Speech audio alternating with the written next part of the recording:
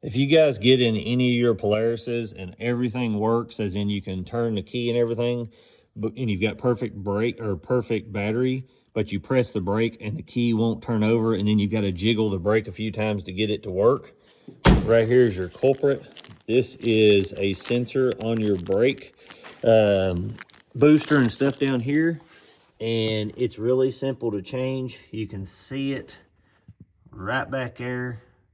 It's just take the clip off, pull that out, and what it is it basically tells your unit, your Polaris, that you've got the brake held down. It's a sensor. It tells the ECU that you have the brake held down and it's ready to start. So if you're having no start issues when you push your brake, and then you can keep pumping it and get it to work, this is your culprit. Follow the link in the bottom of the video to see how to change it.